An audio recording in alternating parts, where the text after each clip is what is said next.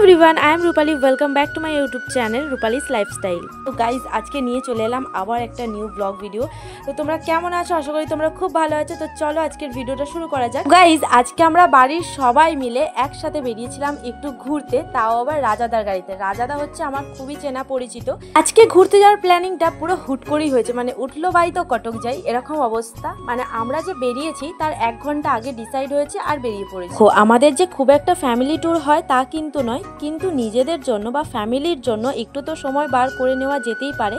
আর সপ্তাহের একটা দিন 5 ঘন্টার জন্য বা 4 ঘন্টার জন্য একটু বাইরে কাটাই, সেটা তো খুবই ভালো ব্যাপার, তাই না? তাতে মাইন্ডও ফ্রেশ থাকে আর সমস্ত কাজ খুব সুন্দর স্মুথলি করা যায়। তো চলো আমি কি গান শুনছিলাম দেখো।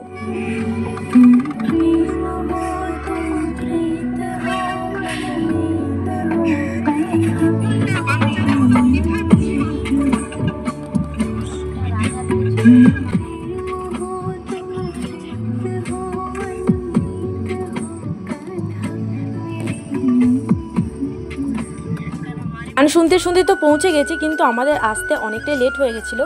আমরা এসেছি মালিয়ার পার্কে। তো এটা চিলড্রেন পার্কের মতোই কিছুটা, বাট এটা হচ্ছে একটা শিব মন্দির আর সাথে একটা আশ্রমও বটে। রানী ছিল আমার মায়ের কোলে আর খুশি ছিল তার বাবার কোলে, মানে হচ্ছে আমার দাদার কোলে। যেহেতু আমাদের আসতে অনেকটাই দেরি হয়ে গেছে, জানি না তোমাদের সাথে আমি কতটা কি শেয়ার করতে পারবো। উপরে কি নামটা তোমরা খেয়াল করেছো? শ্রী কাশী বিশ্বনাথ সেবা সমিতি হচ্ছে এই আশ্রমটার নাম।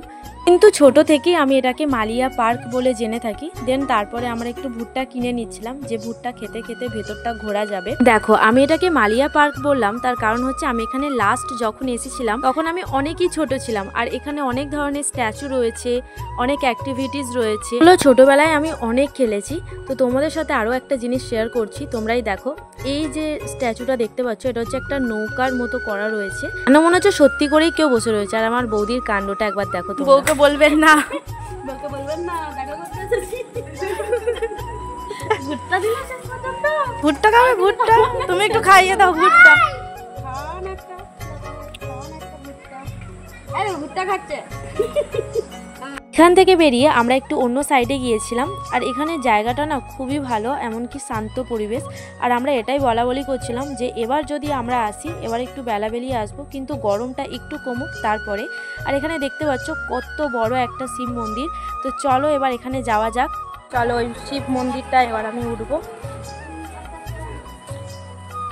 আচ্ছা তোমাদের আর একটা কথা বলি, আমি যে আশ্রমের কথা বললাম তার কারণ হচ্ছে অনেকে আছে যারা শেওড়াফুলি হয়ে তারকেশ্বর আসে, মানে বাবার মাথায় জল ঢালার জন্য। তারা কিন্তু অনেকেই এই মালিয়ার এই আশ্রমে অনেকে স্টে করে, মানে রাতটা কাটানোর জন্য।